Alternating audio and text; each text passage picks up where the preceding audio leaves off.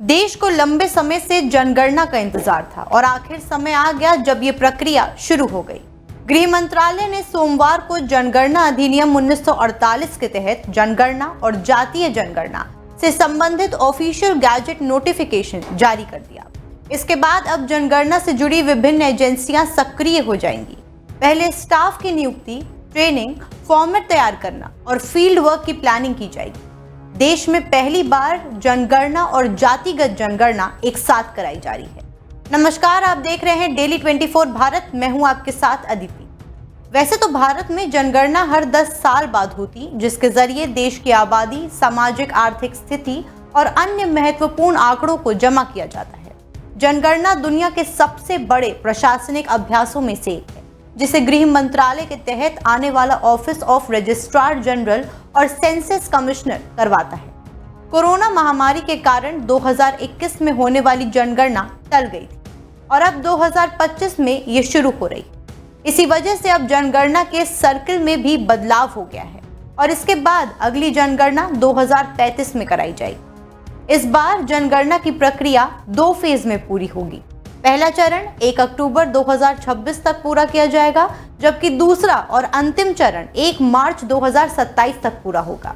इसके लिए 1 मार्च 2027 की मिडनाइट को रेफरेंस डेट माना जाएगा, यानी उस समय देश की जनसंख्या और सामाजिक स्थिति का जो भी आंकड़ा होगा वही रिकॉर्ड में दर्ज किया जाएगा।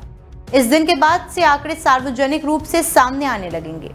हिमालयी और विशेष भौगोलिक हालात वाले राज्य जैसे कि जम्मू कश्मीर, लद्दाख और उत्तराखंड में ये प्रक्रिया अन्य राज्यों से पहले अक्टूबर 2026 तक पूरी कर ली जाएगी।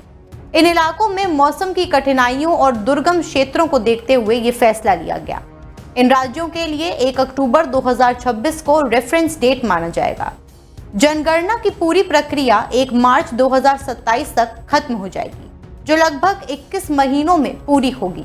जनगणना का प्राइमरी डेटा मार्च 2027 में जारी हो सकता है, जबकि डिटेल डेटा जारी होने में दिसंबर 2027 तक का वक्त लग सकता है। इसके बाद लोकसभा और विधानसभा सीटों का परिसीमन 2028 तक शुरू हो सकता है। इस दौरान महिलाओं के लिए 33% आरक्षण भी लागू किया जा सकता है, यानी 2029 के लोकसभा चुनाव से पहले महिलाओं के लिए आरक्षित सीटों की तस्वीर साफ हो सकती है। जनगणना के बाद परिसीमन आयोग का गठन किया जाएगा ताकि आबादी के हिसाब से लोकसभा सीटों का बंटवारा हो सके। इसे लेकर दक्षिण के राज्यों में परेशानी बढ़ी हुई है, क्योंकि वहां उत्तर भारतीय राज्यों के मुकाबले आबादी थोड़ी कम है। ऐसे में उन्हें डर है कि सीटें घट जाने से लोकसभा में उनका प्रतिनिधित्व कम हो सकता है। ऐसे में सरकार को परिसीमन पर काफी विचार विमर्श करना होगा। हालांकि सरकार ने भरोसा दिया है कि परिसीमन की प्रक्रिया में दक्षिणी राज्यों की चिंताओं का ध्यान रखा जाएगा।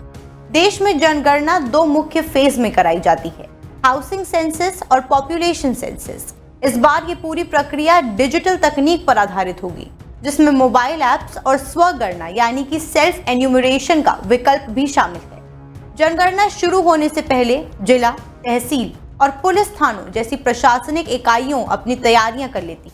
ये प्रक्रिया 31 दिसंबर 2024 तक पूरी हो चुकी है। इसके बाद पॉपुलेशन सेंसस की गणना की जाएगी, जिसका मकसद हर व्यक्ति की जनसंख्याई, सामाजिक और आर्थिक जानकारी जमा करना है। जनगणनाकार दोबारा घर घर जाकर राष्ट्रीय जनसंख्या रजिस्टर यानी कि NPR और जनगणना से संबंधित सवाल पूछते हैं। इस बार 30 सवाल पूछे जाने की संभावना है, जिनमें नाम, आयु, लिंग, जन्म तिथि, वैवाहिक स्थिति, शिक्षा, रोजगार, धर्म, जाति और उपसंप्रदाय, परिवार के मुखिया के साथ रिश्ता, आवासीय स्थिति और प्रवास से जुड़े सवाल शामिल हैं।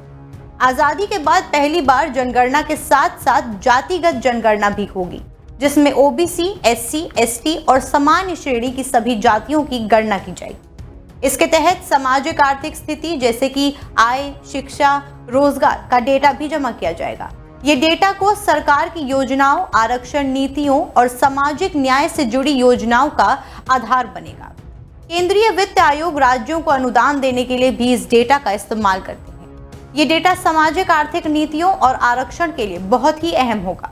डिजिटल प्रोसेस के अलावा इस बार जनगणना में जातिगत गणना भी शामिल होगी। इससे पहले भी अनुसूचित जाति और अनुसूचित जनजाति से जुड़ी जानकारी मांगी जाती थी। लेकिन अन्य जातियों के बारे में जनगणना के दौरान जानकारी नहीं ली जाती थी। लेकिन इस बार हर व्यक्ति को अपनी जाति बताने का ऑप्शन दिया जाएगा, जो कि लंबे वक्त से चली आ रही मांग का एक हिस्सा है।